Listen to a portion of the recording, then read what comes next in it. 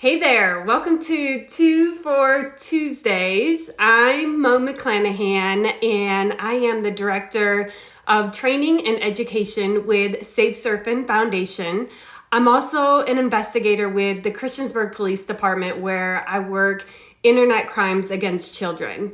We created Two for Tuesdays after the children were sent home from school when COVID hit, and we really just wanted to find ways to continue to educate parents and children on the dangers of the internet and really better equip you with some tips to safeguard your children from these online predators. And that's where we came up with Two for Tuesdays.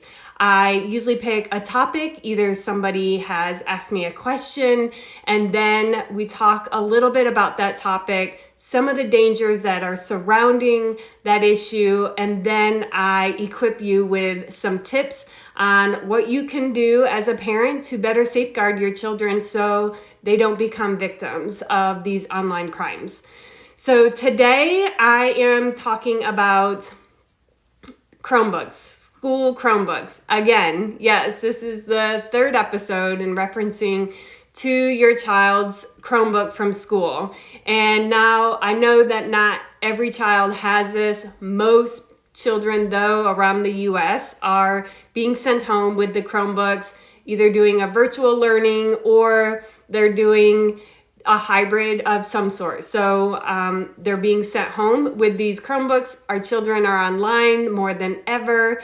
And us as parents are just trusting that they are safe because they are electronics that have been, issued from the school. They have their own safety guards set up. And so I was actually approached about an issue that took place today. And this is something that has been approached on numerous occasions where I've been approached and asked questions or advice about some of the sites that their children are able to have access to, even as young as 6 years old. So I've talked in the past about YouTube and, asking your school if that's a site that they are blocking for younger kids. And I'm going to address that again, ask your school, what are they doing to set up safeguards for these Chromebooks in order to better protect your children? Because they are putting some sort of software on there to either monitor or block certain sites. And so you as the parent, you definitely need to take the initiative and ask them, what have you put on our child's device so we know that they're protected from that, or so we know to look for any kind of behaviors because they do have access to something else. So in this case that I'm referencing from today, they actually were notified from the school that they were concerned about some of the sites that their child was visiting. And so the school is who brought it to the attention of the parents that we can see that he's going to some of these sites and we are going to try to block them. But at the same time, it's infinity of what kind of sites that can be blocked. And so I think schools are really just kind of being on the reactive. So once they saw it, they contacted the parent, and then the parent went through the Chromebook only to discover that the child had downloaded an app that is seriously inappropriate for children, and it's an app that has come up to light in several cases that I'm currently working, and that app is Discord. So if you see your child on any kind of chatting app that looks like that says Discord, I can tell you that it's a gaming platform. A lot of gamers go on there, a lot of inappropriate. Nothing is taboo on this type of chat messaging board. And so I've seen a lot of very violent and abusive material coming from that platform. And so you have to wonder, who is actually on that platform, and the children are being lured to come over to Discord from some of the children's gamings. So like Roblox, Among Us, which that'll be a whole nother topic on another day. But what I've learned is that through these children gaming sites, the adult predators are going in there and they're really convincing or luring them to come to Discord, and that way they can have more of a private chat, more of a talking interaction, and really just starting to groom them from there. And so I just want to encourage you to, again, set up a time, on your calendar, put it in your phone, have an alarm, something to remind you to check your child's device.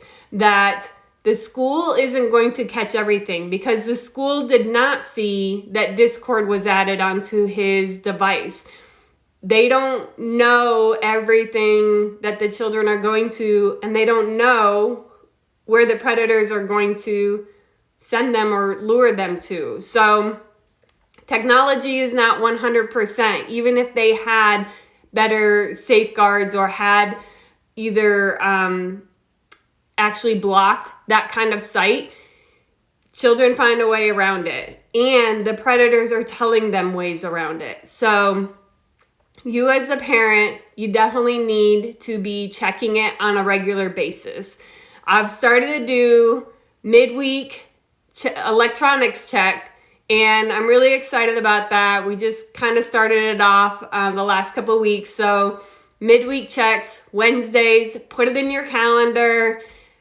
Make sure that you have notifications on for Safe Surfing, and that way you see the reminder that you need to check your child's device. And just, have the conversation with them. Ask them what they're doing, what other platforms are they going to while using the Chromebooks, and then introduce topics about their cell phone or their tablets or whatever other electronic they have access to. If they're on a game site, whatever that is, start having conversations and just ask them, what are they doing? Who do they talk to? Do they enjoy this game? Just be interested in what they're doing, but also be connected and be present so you know exactly what's going on their devices.